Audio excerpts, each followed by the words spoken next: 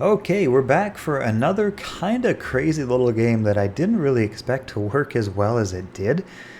In my Anubian death deck, by the way, I'll put the deck code in the description of these videos if you guys want to try it out for yourself.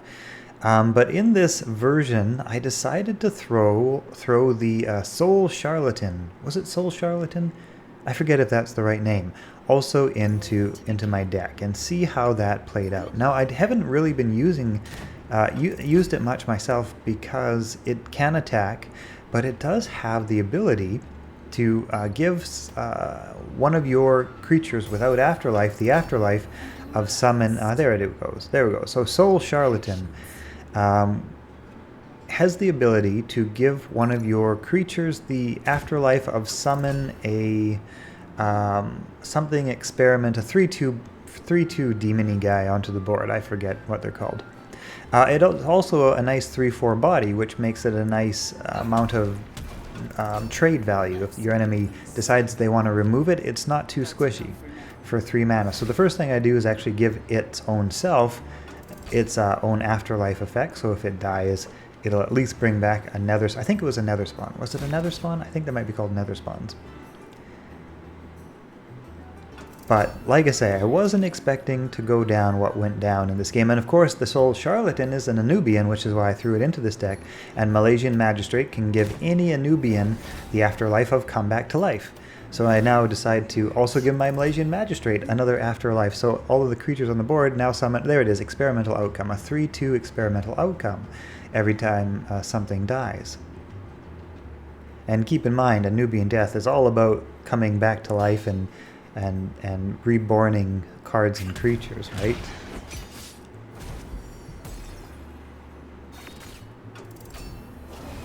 So my opponent is playing, I believe, a sort of standard zombie death deck. I've now got the, I call them the Blitz Reavers, the Vile Reavers in hand, the Blitzy Reavers, also Anubians,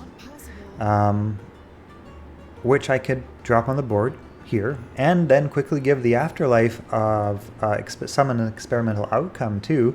With my Soul Charlatan, I could blitz it into something and quickly get a creature back, which is what I think I'm working out now. Like I say, this is the first time I played this set of combos, and I wasn't really too sure what to expect. But I gotta say, it really actually worked out. So Blitz Reaver into the zombie, which quickly brings back a nice 3/2 experimental outcome. So you can't mind that too much. Now, Empire Reborn on top of my Soul Charlatan, which already has the afterlife of come back to life. The Empire Reborn summons 2 copies of it, and then it summons the experimental outcome and another copy of itself. So that's starting to get kind of nuts. So now I have 3 Soul Charlatans on the board, which can all give the afterlife to the experimental outcome to whatever else is on the board, including the experimental outcomes themselves.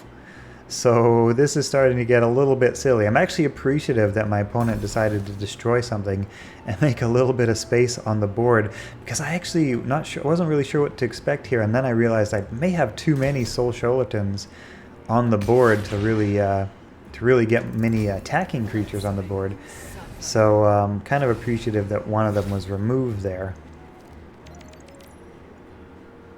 But now one Soul Charlatan gives experimental outcome to the afterlife to a couple of my experimental outcomes. They both get the same afterlife. Of course, my Magistrate also has the afterlife, and it's just a lot of craziness on the board right now. I decide to eye up that Wiccan Trapper because my opponent is running the Necroceptor, and I decide, you know what, it's probably a good idea to get rid of that Necroceptor. I'm looking, of course, at Neferu to clear the board of zombies. I've also got Over the Line in hand. Keeping in mind, we're at mana 5.5 here, so we're still pretty early in the game, but my board is absolutely flooded with creatures that have afterlives of coming back to life with another creature. And I have the Soul Charlatans, which are also just continuing to give more afterlives to more creatures. So it's kind of spiraled out of control into a crazy, crazy way.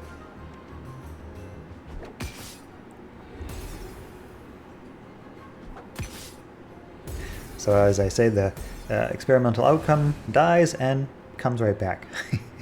which is good, because now my Soul Charlatan has another target to put the afterlife back on upon, which is, like I say, absolutely kind of crazy and a little bit hilarious. That being said, if you look at the damage on the board right now, we are at the 6 mana turn, and I do have Over the Line in hand, so I could probably toy around with this kind of wild board for a while, but you know what? This game is actually already over with Over the Line for a pretty massive amount of face burst damage, and kind of a wild and unexpected game. Hope you guys have enjoyed this video.